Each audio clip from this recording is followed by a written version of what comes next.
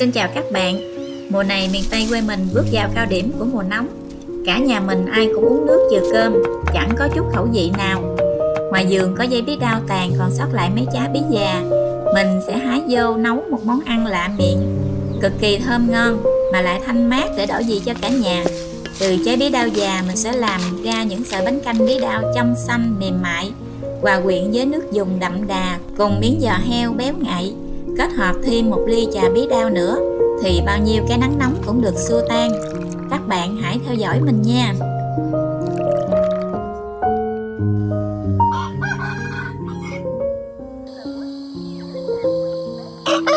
Buổi sáng yên bình của làng quê bị đánh thức bởi tiếng gà gáy sáng. Không khí thật trong lành mát mẻ. Cầm cái thúng nhỏ đi ra cái bụi bí đao ngoài vườn. Bụi bí này mình trồng mấy tháng trước, ăn trái non không hết, còn sót lại mấy trái bí giờ đã già. Phải cẩn thận với mấy cái lông trên trái bí, coi vậy mà bén ghê. Bí này già rồi nên phấn đóng trắng hết cả trái. Bí đao lúc còn non có màu xanh lá nhạt, rồi màu xanh này cứ đậm dần. Đến khi phấn trắng xuất hiện thì trái bí cũng bắt đầu già đi. Ban đầu phấn đóng ở phần cuốn bí, nó cứ lan ra từ từ và dày lên. Bí đao non thì xào, nấu canh, hầm thịt, nấu chè đậu xanh hay làm bí phơi xương, món nào cũng ngon và thanh mát. Còn bí đao già thì làm mứt hay nấu trà bí đao uống cho giải nhiệt. Để cái thúng bí lên bàn, mình đi hầm giò heo cho mềm trước đã. Chất củi khô lên cái bếp cà gàn ông táo, đốt cái đèn dầu lên, lấy thêm nắm lá dừa khô nhóm lửa. Đây là cách nhóm lửa trên bếp ông táo ở quê mình.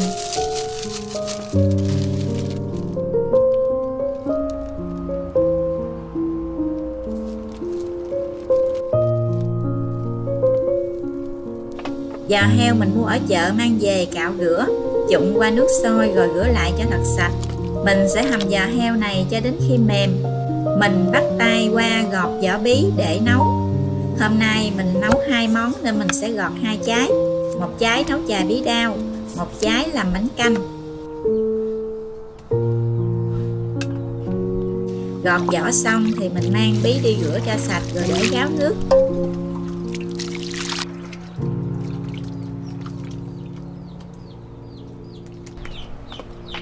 Mình cắt bí nấu trà bí đao trước. Cắt trái bí ra làm 2 rồi chẻ lại làm 4. Bí này già nên hột rất là cứng. Mình sẽ gọt bỏ hột qua một bên để lúc nào rảnh mình sẽ gỡ lấy cái hột đi phơi nắng, để dành mai mốt mưa xuống sẽ gieo lại vài dây bí đao khác. Mình cắt bí thành miếng mỏng cho mau nhừ.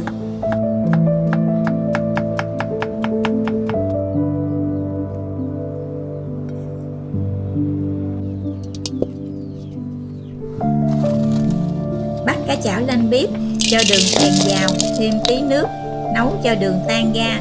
Mình dùng đường phèn để nước trà bí đao ngọt thanh hơn. Cho bí vào chảo đường, nấu đến khi bí sệt lại và mềm nhừ đi.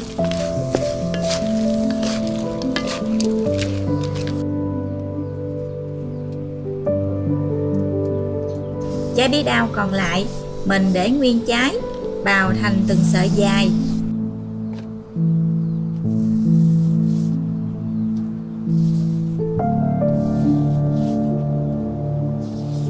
Bào xong thì mình để mấy sợi bí vào tô bột năng, cho một lần một mớ sợi bí, trộn tới trộn lui, cho bột áo trắng cả sợi bí rồi lấy ra. Mình làm tiếp tục như vậy đến khi hết sợi bí này luôn.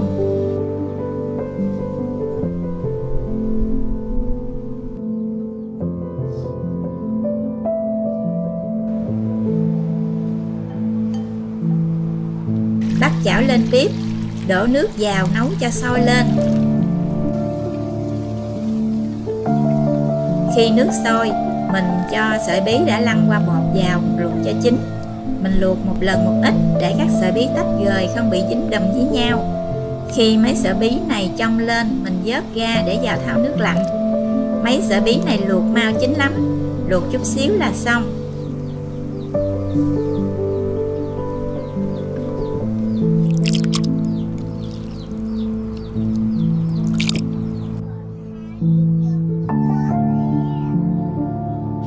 hết củ cải đỏ để nấu nước dùng.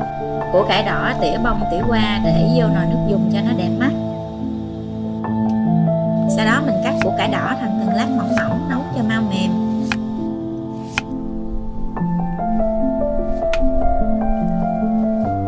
Hành lá cắt nhuyễn, chừa đầu hành ra để bỏ vô nồi nước dùng cho ngọt nước. Nêm thêm gia vị muối, đường, bột ngọt. Sau đó cho củ cải đỏ vào, thêm vài củ hành tím cho ngọt và thơm nước. Nấu cho nồi giò heo sôi lên mấy bận nữa để củ cải chín mềm là được rồi đó.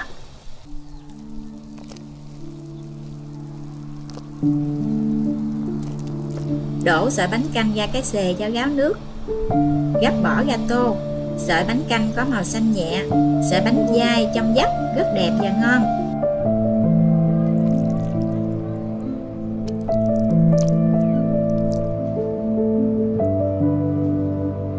Mình múc nước dùng cho vào tô nữa là ăn được rồi, nhanh và đơn giản lắm.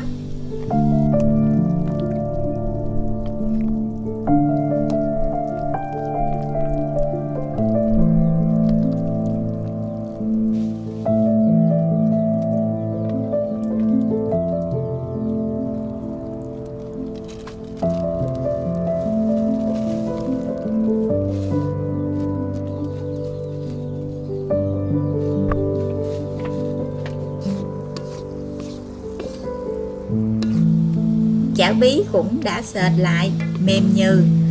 Mình múc bỏ hết qua nồi nước.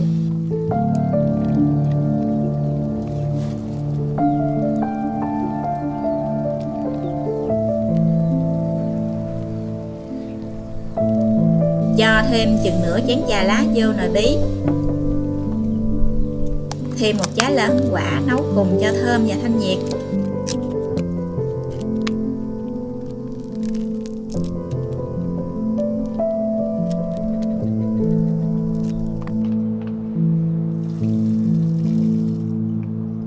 Nấu sôi lên mấy dạo nữa, mình nhấc cái nồi trà bí xuống, được qua cái gây để lọc hết phần lá trà bỏ đi. Trà bí đao rất là thơm, nước có màu vàng nâu. Đập nhỏ mớ nước đá cho ra cái ly, rồi rót nước trà bí đao này vào. Nước trà bí đao thơm ngọt, thanh tao. Uống vô một ngụm, cảm giác mát lạnh hết cả người.